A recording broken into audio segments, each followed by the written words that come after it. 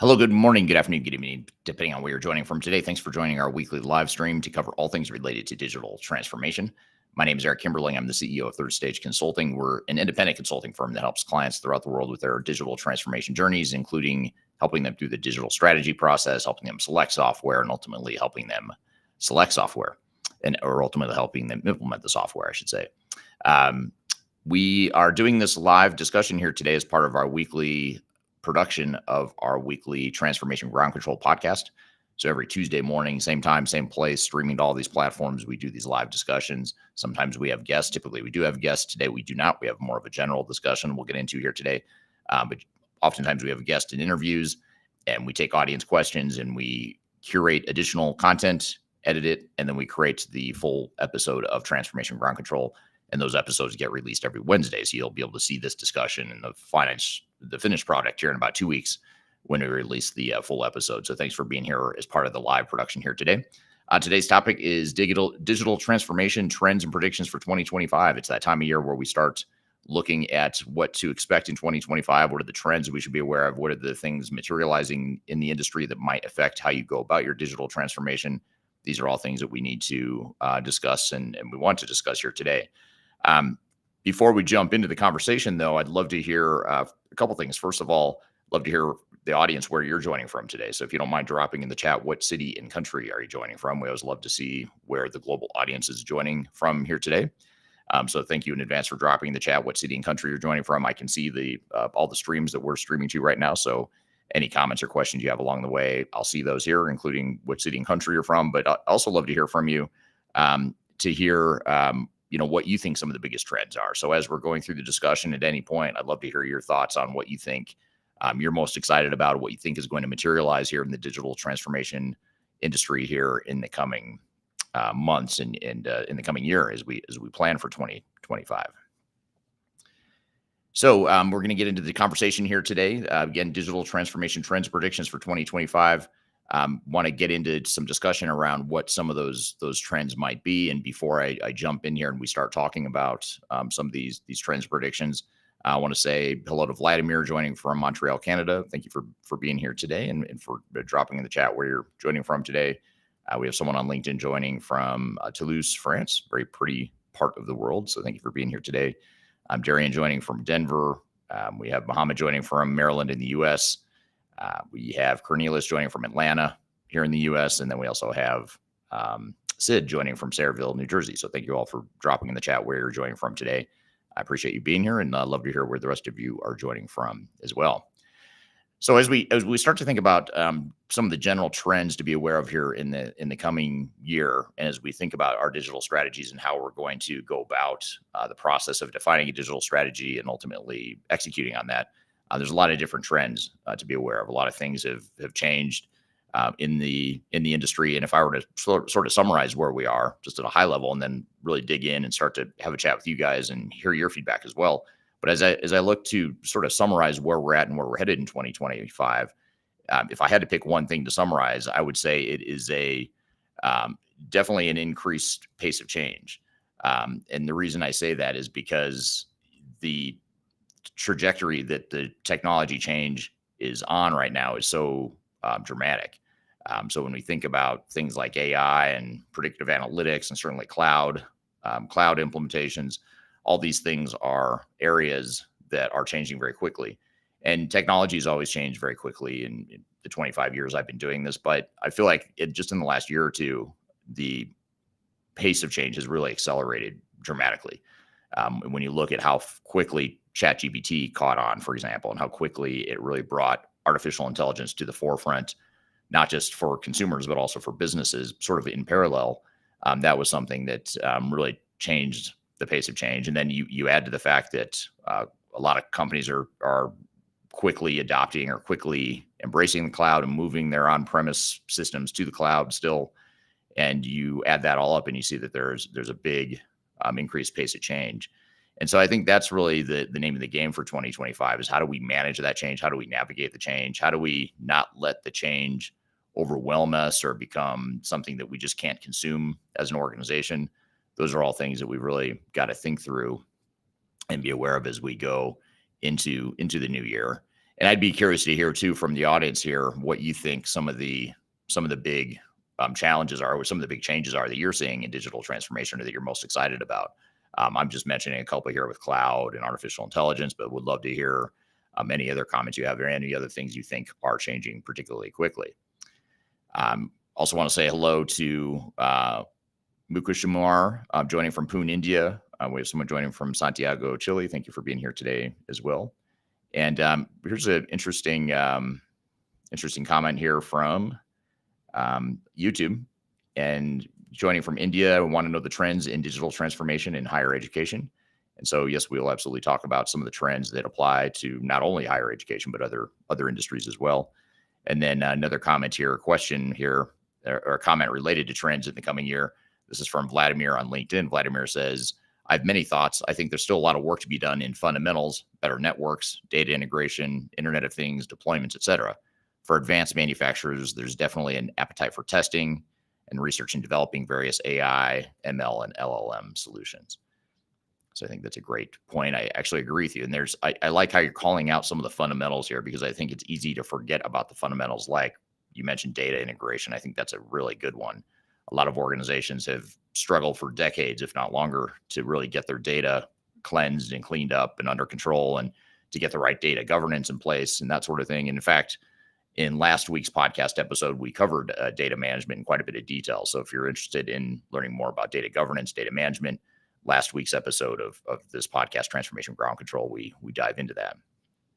So a good point. And the other thing I like about the fundamental comment here is that when you look at something like data integration, there's a lot of value that comes from that on its own, but certainly it also enables things like artificial intelligence, machine learning, and the better data we have, the better data governance we have, the better job we're going to do adhering to or embracing some of those newer technologies. So here's an interesting question from Sid on LinkedIn. Sid says, change is constant. It's how we react to it. Companies must master the fundamentals and create a strong foundation, which can then be better built upon. This is easier said than done, as there is too much technical and business debt and lack of shared vision. So that's a great point. And I think, ever since COVID, this whole concept of resiliency, change resiliency, and being able to adapt to change really became sort of front and center, became top of mind for a lot of leaders, because the world was going through so much change during COVID. But I think that's something that's really stuck with the business industry since then, is this concept of how do we remain flexible? How do we remain agile? How do we remain resilient? How do we build an organization that can adapt to all these changes that we can't predict? Clearly, as we've seen in the last couple of years, there's been a lot of change in the space. And so we've got to figure out how we're going to navigate that.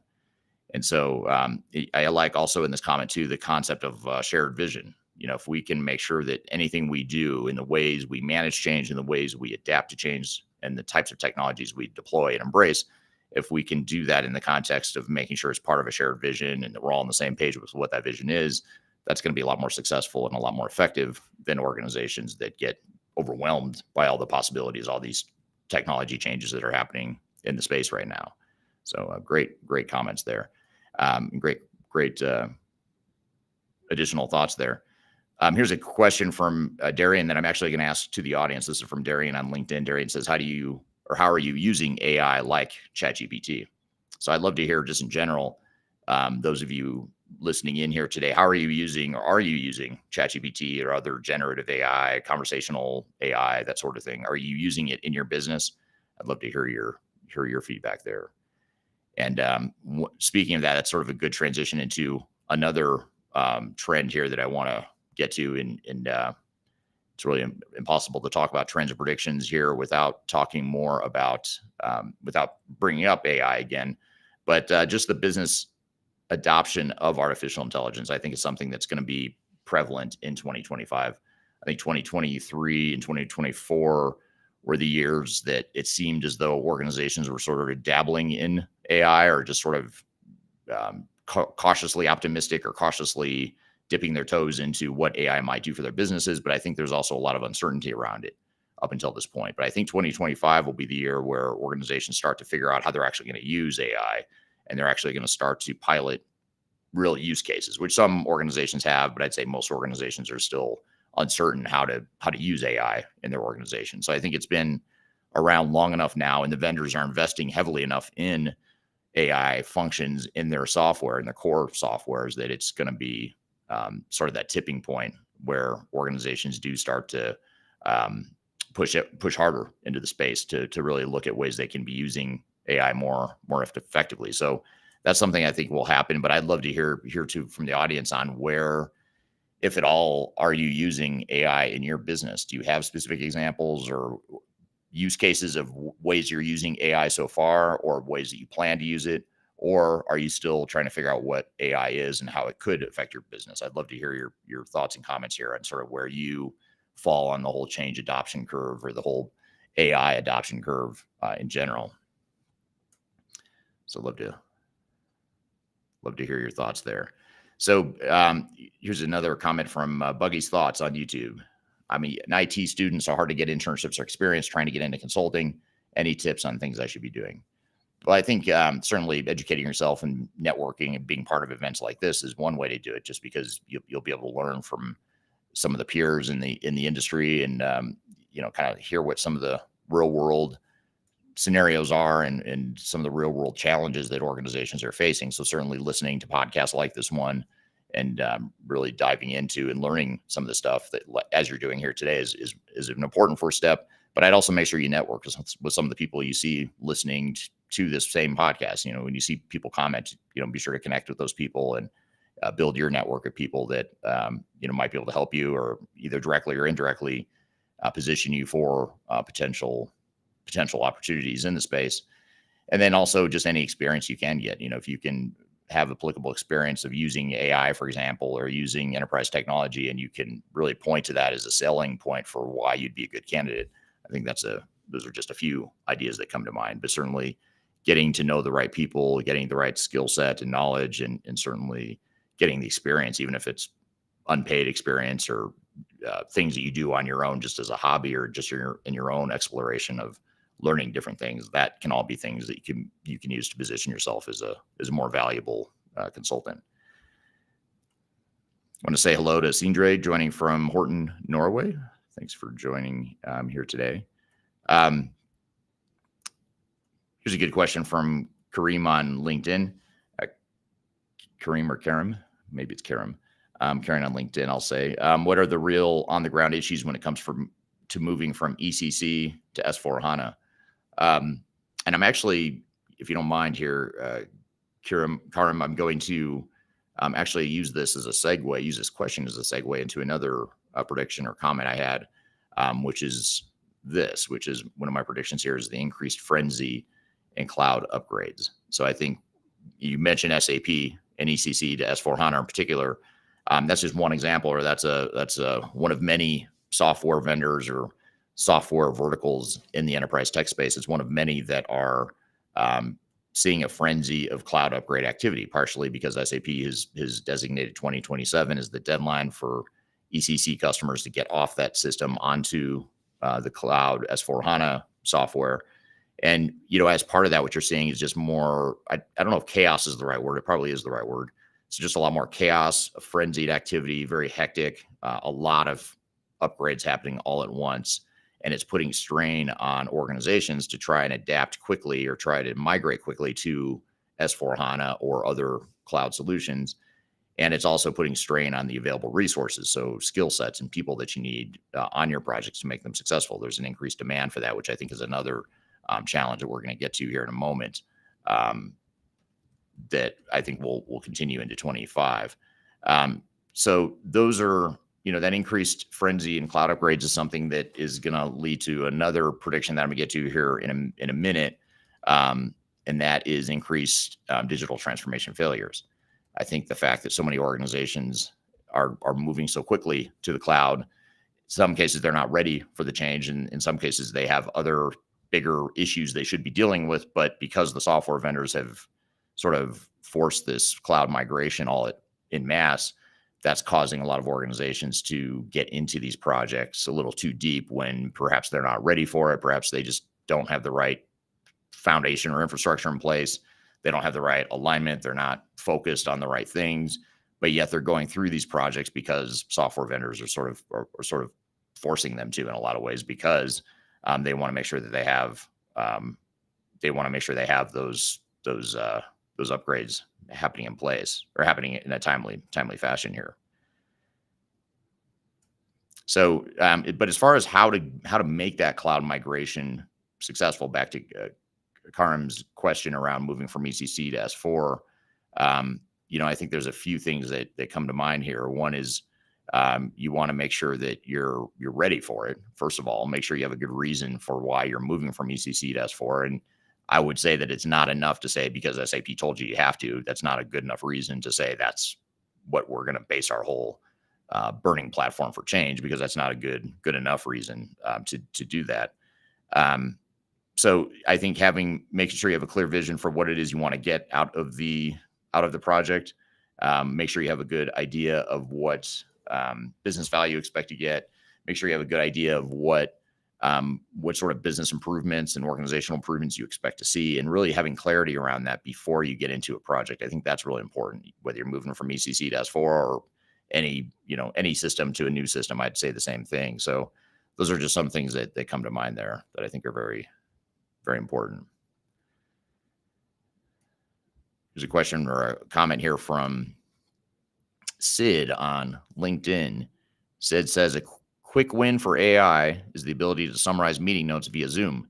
This is making it easier to summarize results and action items. Many of the AI offered by vendors are not necessarily ready for prime time. However, on the machine learning side, there has been more due diligence on using machine learning for data validation and enrichment. So those are really good comments. And I agree. There are some great ways that you could be using AI at a really micro level, to do your job more effectively and to you scale yourself better. I know I personally use AI all the time for summarizing meeting notes. I also use it to write blogs. So I don't write blogs anymore like I used to religiously for years and years. I used to religiously write at least one blog a week. Now I write 3 or 5 blogs a week, but I don't actually write them. I just use AI to write those for me based on transcripts of my own videos and my own presentations and things like that. So it's still my words, my thoughts, but it's using AI to really scale myself in a way that I hadn't in the past. And that's just, one small example, but a lot of organizations would probably find that there's a lot of content creation that they could be doing, and not just content creation like creating blogs, but also even things like creating a product master based off a CAD drawing, or sort of using different data sets that you have in the organization, using AI to help you make sense of it, to summarize it, to create new content based on other inputs that you have in the organization. So there's a lot of ways we can be using AI in that way. And of course, there's the whole conversational user interface aspect of it. If we can be giving our employees easier access to information through conversational AI, that's something that could be sort of low-hanging fruit as well. So these are just a few examples, but I'd love to, I think it's more important to figure out, how organizations can be using AI more effectively. Here's a comment from Mohammed on LinkedIn. Mohammed says, can't wait for AI to be part of the planning, whether it's production planning, MRP, financial planning, or any planning an organization needs to have. And I think this is a really good point. I think this is where there's a ton of value, a ton of hidden value in organizations and their ability to get business value from AI. I think these are great examples. I mean, we look at something like production planning or material resource planning, which is what MRP is. When you think about a manufacturer and all the raw materials they have to manage, all the production shop floor scheduling they have to do, even scheduling workers on the shop floor and scheduling when machines are going to be switched over and set up for different production runs. You think about all that optimization that organizations have really struggled with for years and years. I mean, the ERP systems were largely built to help address this whole production planning and MRP thing, but ERP systems never really fully mastered it in the way that AI potentially could. So I'm curious as well to see how AI can use different data sets, different data points, both internally and externally, to provide better demand forecasts, which would give you a better ability to better plan production, because now you have a better accurate understanding of what your customer demand is. So now you can therefore potentially use that data to now better understand how you can be planning your production better to meet that customer demand. And then, of course, what's even cooler to think about is when you think about all the external factors that might affect customer demand or might affect your production schedule.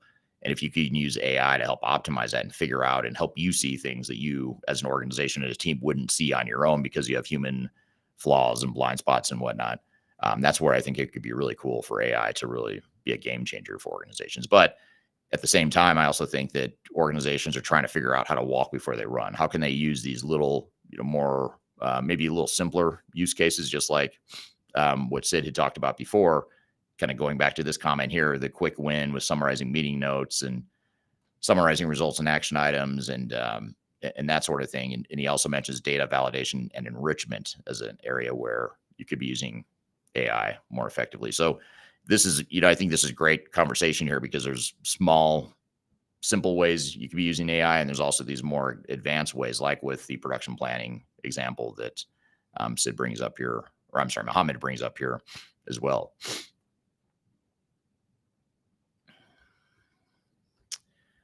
All right. So here's another comment from LinkedIn. AI is currently not mainly used in the core consultancy job, as in suggesting best practices captured from certain ERP systems perspective, or even from a pure business and operational point of view. Neither is it used in the actual implementation. However, I found AI useful in generating or suggesting KPIs for conducting research and development tasks, summarizing key features about certain vertical solutions out there. However, in the future, I see AI vital in process mining prior to embarking into digital transformations, even for SMEs, small and mid-sized companies. So very, very interesting point. I think that there is a lot of opportunity for us consultants to be using AI more effectively, especially when you think about things like, when you get into some of the technical stuff like configuration of software, integration, certainly data analysis, things like that. I think that's where AI can add a lot of value there. I want to say hello to Ivan joining from Sofia, Bulgaria. So thanks for joining here today, Ivan.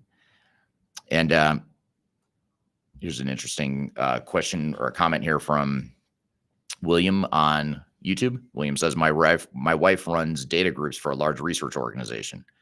Last week, she mentioned having a host of nuisance tech issues. I asked her if they did a cloud migration. She said, how did you know? So yes, cloud migrations are difficult and challenging. And I think that's something that's going to continue into the new year in 2025 and beyond. And speaking of that, we talked about the increased frenzy in cloud upgrades as one prediction, but here's another one that's sort of related to that, which is increase in digital transformation failures. And I alluded to this earlier. I think digital transformations are going to fail at an increasing rate for a few reasons. One is, and actually it's a few reasons that we've already discussed.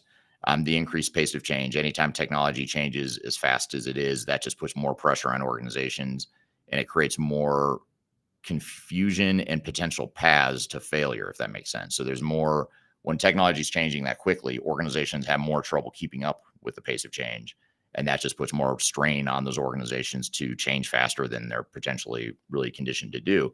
Not saying you shouldn't change and you should just ignore change. That's not at all what I'm saying, but I am saying back to that point of change resiliency and being able to lead an organization through change. I think those are all really important things that need to happen as a result of these sorts of initiatives.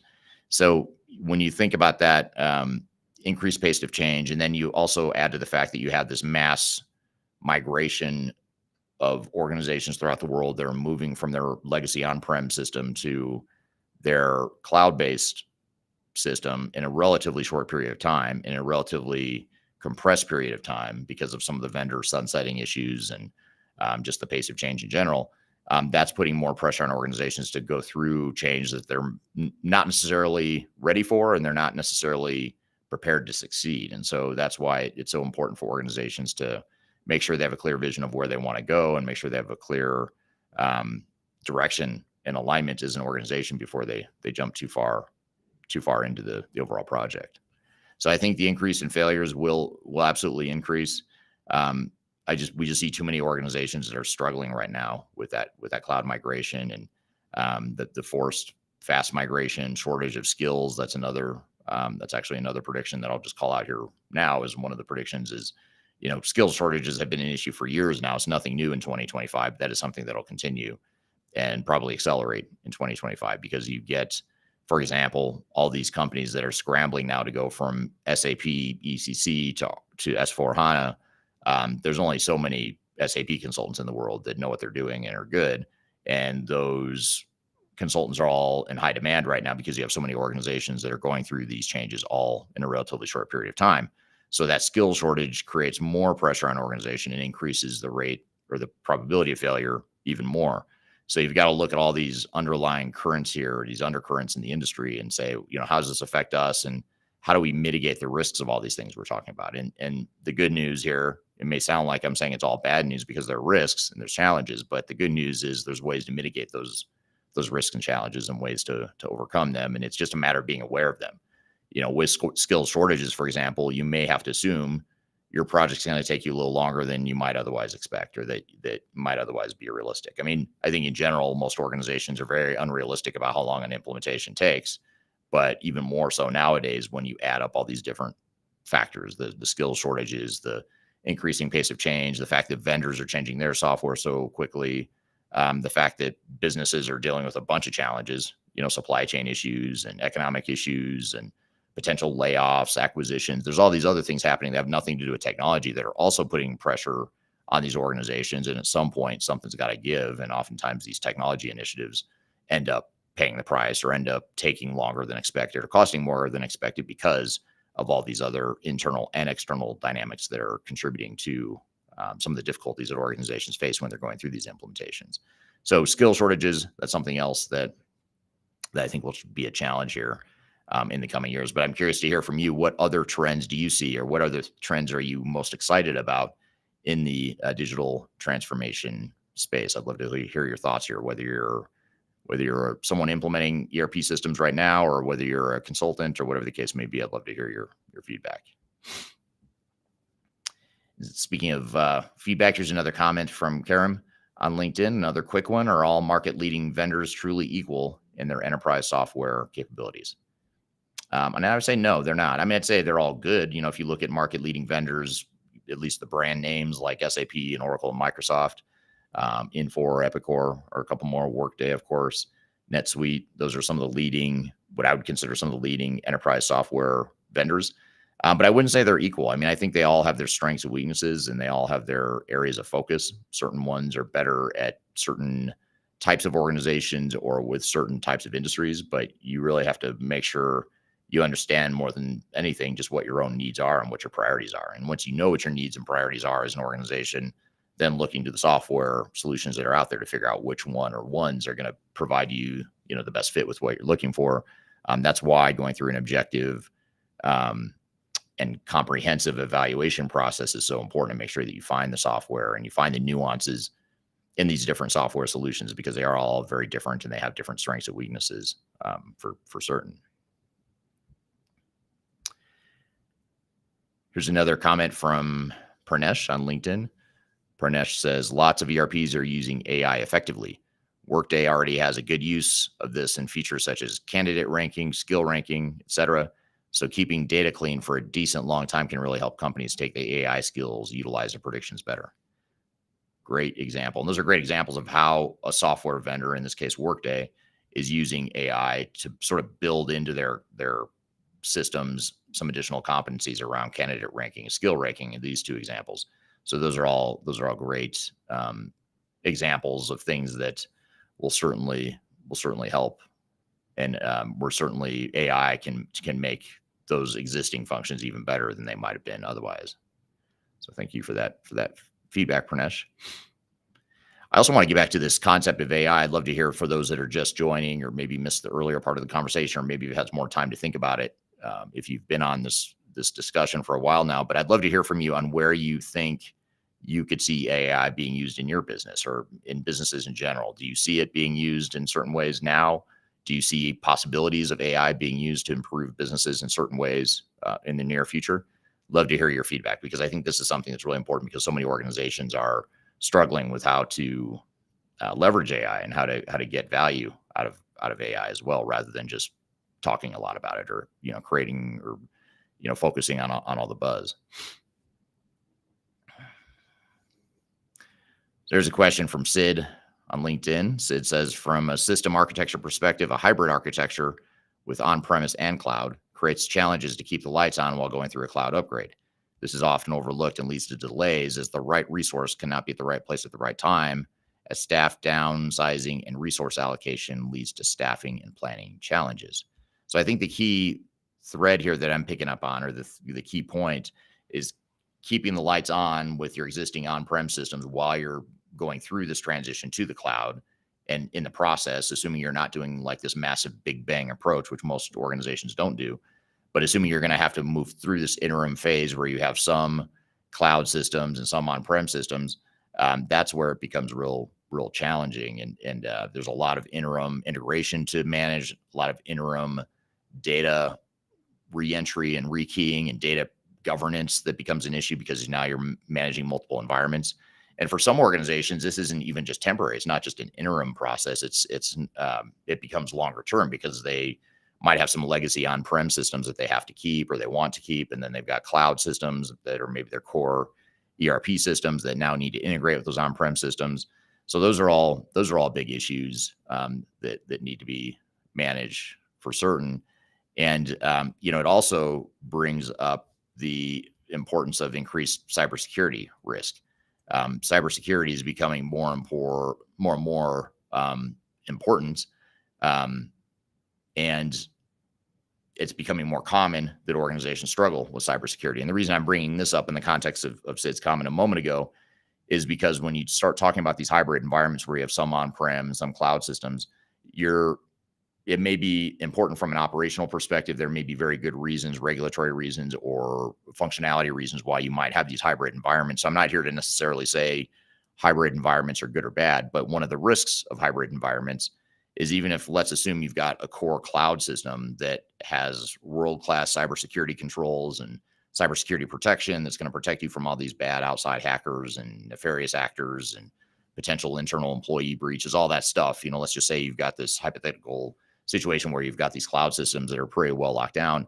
If you have a hybrid situation where you also have now some on-premise systems that are accessing or integrating to those back office cloud systems, now you've increased another entry point, or a potential, what's it called? A potential lapse, a point of weakness in your systems, because now a hacker is probably going to go attack your old on-prem system to get to your cloud system, even though your cloud system is pretty well locked down, has good cybersecurity controls in place and that sort of thing. Now you've increased the vulnerability, though, by adding on this on-prem system. And that's how a lot of these security breaches are happening now. When you look at, I think it was the SolarWinds breach from a couple of years ago, that massive breach that SolarWinds had. There was, if I remember correctly, I think that was the one where they accessed the core system and brought down the core system. They accessed it through a backdoor. And that backdoor was a third-party bolt-on system that didn't have good cybersecurity controls. So that's why I say cybersecurity is just going to continue to be a challenge, partially because you've got these hybrid environments. You've got a lot of companies that are going through technology change, and that just increases a certain amount of cybersecurity risk right there because of that. But then you also have the just increase in cybersecurity sophistication, or not cybersecurity sophistication, but criminal sophistication, I guess you'd say, when it comes to hacking and attacking networks and trying to access and steal data. Hackers are just getting more and more advanced in their approaches. I know within our organization, it's just crazy how sophisticated some of these phishing and spoofing spams have become, and not spoofing spams, spoofing scams. How big that's become in just in our business, in our here at Third Stage. That's been a big challenge for us. So I can only imagine a big, massive organization with tens of thousands of employees just has that many more thousands of opportunities to create a human lapse that leads to a cybersecurity issue, or it's more of a technical attack on the infrastructure because of the physical cybersecurity weaknesses of the system. So I think those are all things that lead us to more increases cybersecurity risk, and these are things that we absolutely need to focus more on. And it is something that is becoming more important and trendy. You have the chief information security officer now. You didn't used to have that position. It used to just be sort of a function within the CIO role, but now you've got the CISO role that's focused on information security, cybersecurity, that sort of thing. And I think organizations are finally realizing that their technology and their data, their intellectual property, it's all wrapped up in these systems. and they have to protect their assets just like they protect their money and their buildings and their physical inventory and everything else. Same goes for your technology. Your technology is arguably even more important for a lot of organizations, a lot more important than the physical assets they might have in terms of buildings or inventory or products, whatever the case may be. So great stuff there. And thank you for those comments there. Here's an interesting comment here from Ivan on LinkedIn. Ivan says, seeing greater demand for low code, no code customized workflows. As the pace of change increasing, such features become more valuable for the end users. How are the leading vendors doing in regard, or how are the leading vendors doing in this regard for their cloud offerings? I think, that's a great point. I think the low code, no code customized workflow thing is super cool. I think it helps bridge that gap between, the benefit of having commercial off the shelf pre-configured packaged solutions and the need that organizations have to have some sort of flexibility to change that software to fit their needs and to change their business as their business grows. So, I think for too long, the industry kind of focused on this concept that, well, don't change the software because we have best practices built into our technology and our workflows. But I think organizations and even vendors in a lot of ways are starting to realize that's all just a hoax and that's not realistic. So what I love about low code, no code is it's sort of taking the best of both worlds. It's sort of acknowledging that, yeah, there's some R&D and some standard workflows and some value that has been built in these standard off the shelf, prepackaged software systems.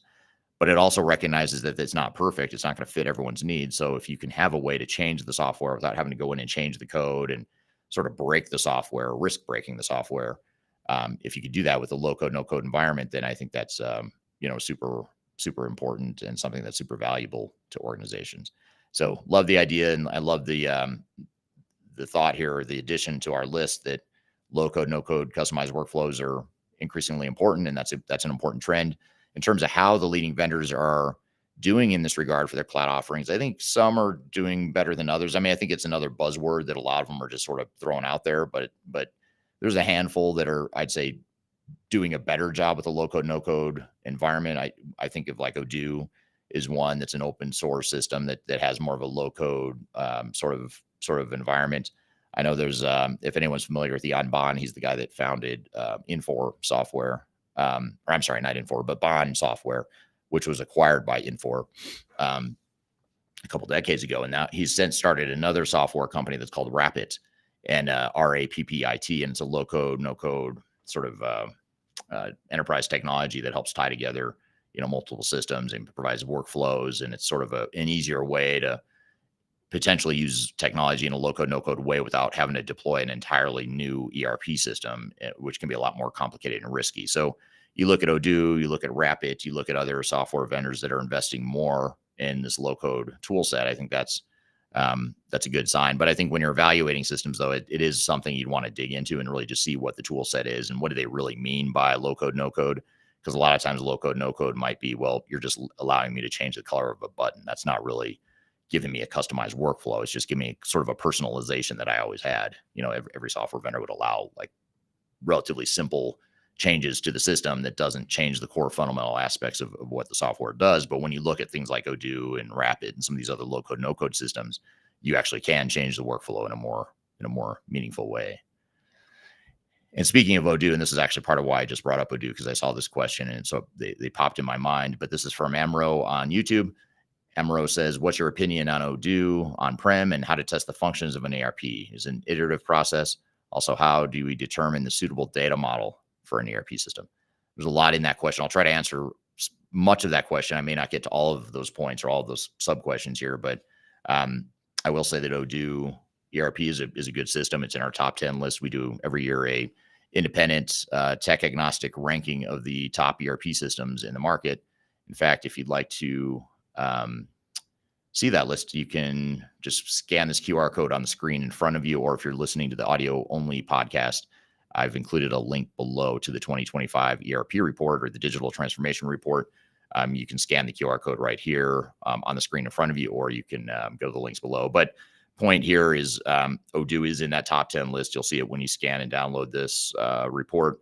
It's been on our top 10 list now for a couple of years. It's definitely a good emerging sort of enterprise tech system. And it's great for those that do want sort of a low code, no code solution. And it's also good for small and mid market companies that are maybe also considering NetSuite or some of these other ERP systems that are built for the small to mid market. So Odoo can be a great fit for that as well. So while we're on the topic though, and as we're talking about trends and predictions for 2025, I encourage you to check out this 2025 report, because we talk about a lot of trends in there. We talk about top 10 rankings and reviews. We talk about other benchmarks. There's a lot of data points in there of what we're seeing in the industry, both from our own internal data, but also from external third-party analysts as well. So here's a question from Darian following up on this low code, no code thread. Darian says, what are the benefits of low code, no code for standardizing processes? Great question. And I'd say low code, no code is a great way to standardize processes, but also give you flexibility. So, you still have the benefit of having some relative standard process, but you can also change it to fit the nuances of your business and what you want your workflow to be. So yes, you can standardize, but I'd say it's giving you actually more of a middle ground to standardize to a certain degree, but also provide yourself and your organization with a little bit more flexibility than you might otherwise have too. So that's what I see as some of the benefits of low code, no code for standardizing processes and finding that balance between the two, between the need for standardization and the need for flexibility and customization. And you think about customization and the impact that's had on digital transformations in the past. I mean, that's really a big reason why so many of these projects have failed in the past, is because of organizations over customizing or trying to change the software to do something it was never built to do. And that oftentimes would lead to failure. I will say, however, the customization, oftentimes this whole customization concept and the risk that customization has on a digital transformation is very real, but I'd say it's actually a symptom of something deeper, which is typically organizational change resistance and change management. The fact that an organization wants to go down the path of least resistance by just keeping the processes the same. Oftentimes that's what leads to customization requests, which then leads to customization, which then leads to challenges and risks, and sometimes complete failures, because you've broken the system so badly trying to customize it and make it do something it was never meant to do, that you just can't get the system working the way you needed it to or wanted it to. Not to mention the fact you're spending a lot of time and money just re-implementing a new technology that does the same exact thing you've always done. There's certainly a ROI sort of question there, or a consideration in terms of why an organization would want to do that.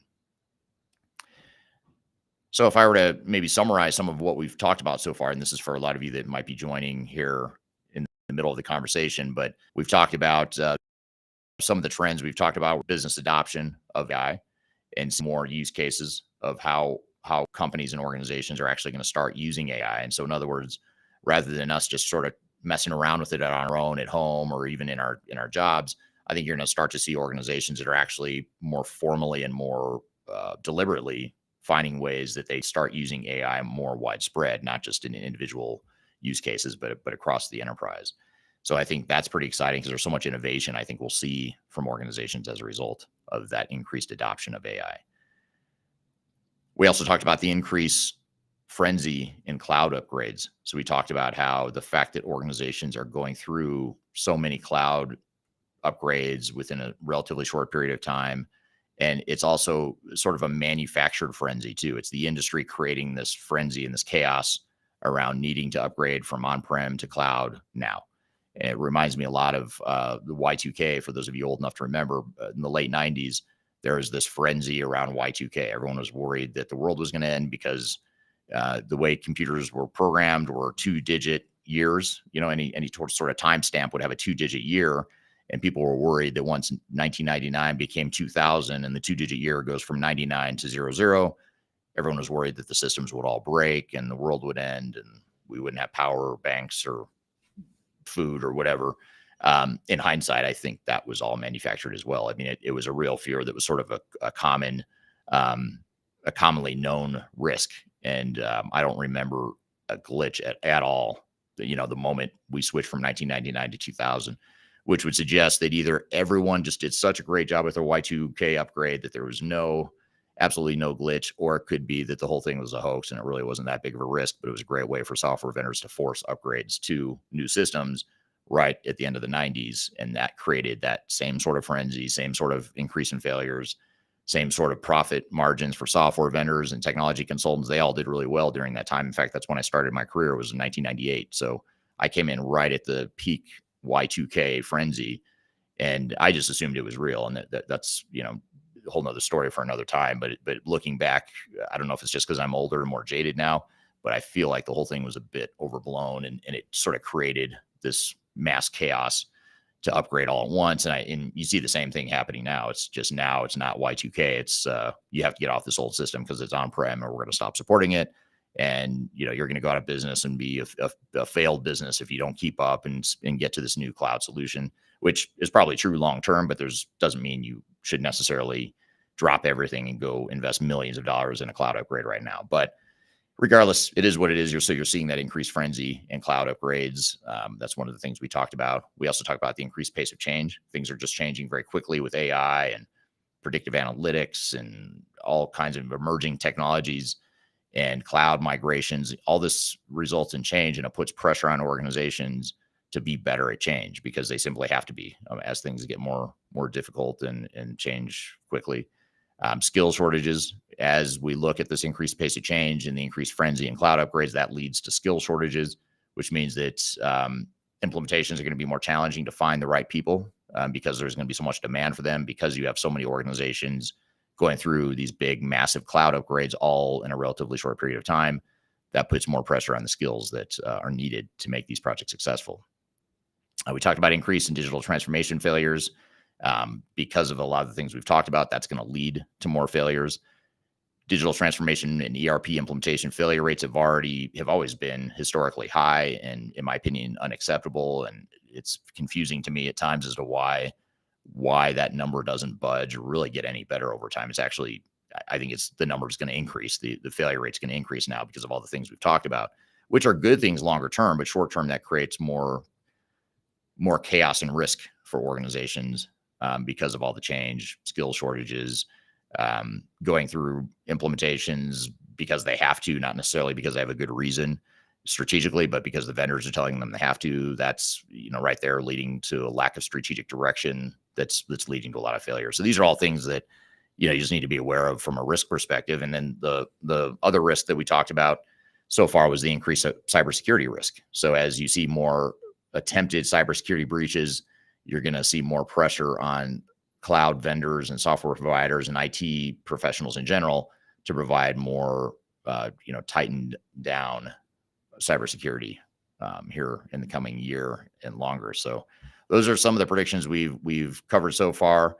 There's a couple. I'll get to a few more comments here before we wrap up, but this is from Havano ERP on YouTube. Says Odoo needs a lot of unnecessary customizations. Most of the things you expect to be there by default will not be there. I don't have a strong opinion on that. It depends on what your needs are. I suppose that you could say that about any ERP system is going to have things that you would hope would be there, but aren't going to be there the way you want them. I also do have to ask the question if you are an ERP vendor, because I saw the name Havano ERP, so I don't know if you're a competitor of Odoo's and maybe you have a stronger bias opinion there. So, but great question, great point, is something to be aware of. You just want to make sure you're doing your due diligence and understanding what it is you're getting from your cloud provider and that sort of thing. Here's a comment from Pranesh on LinkedIn. Pranesh says, just to add onto you, Eric, low code has a great benefit by empowering the functional centers of excellence and reducing the loads of the developer. In real-time scenarios, there's always great load and wait time for developers to deliver, but these add-ons give the opportunity for more productivity. Some examples are Power Apps, which lets you create your own app. And that's actually a great example. Power Apps from Microsoft are really cool. And that's sort of a semi-techie tool that you don't have to be a deep techie, but it provides you technical capabilities, and it allows you to be more technologically advanced than you really are, if that makes sense, because you've got this way to create Power Apps on the Power App platform using the Microsoft platform in this case. And that's true for, the low code, no code environment in general. It just gives you a way to create apps and create functions and workflows that you would otherwise need to go hire a developer or learn to develop yourself, or go bring in your outside software vendor to change the software for you. And even then it's risky because you're changing the software, changing the code. But with low code, no code, you're not. So again, it gives you that sort of best of both worlds there, which is pretty cool to see. And I think the low code, no code thing has gotten probably overshadowed by AI, but it is something that's very, very important and something that's trending in the right direction for sure. So I think that sort of wraps up the major trends I want to talk about here today. So I appreciate you all being here. Again, you can find this episode of Transformation Ground Control by going to transformationgroundcontrol.com. If you go to that website, transformationgroundcontrol.com, you'll find all the past episodes, but you can also see this episode when it's released here in about 2 weeks.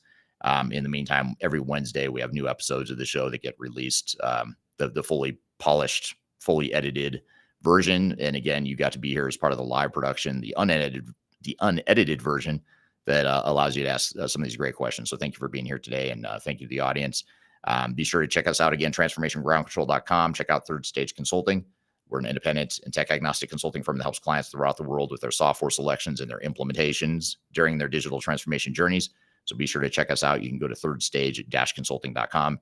You can also scan our annual 2025 report right here, scan the QR code to get it, or go to the links below, and we'll include that there. You can also just go to our website, thirdstage-consulting.com. So I hope you all have a great day. We look forward to having this conversation again next Tuesday, same time, same place, different topic, but still related to digital transformation. Thank you for being here. Hope you have a great day.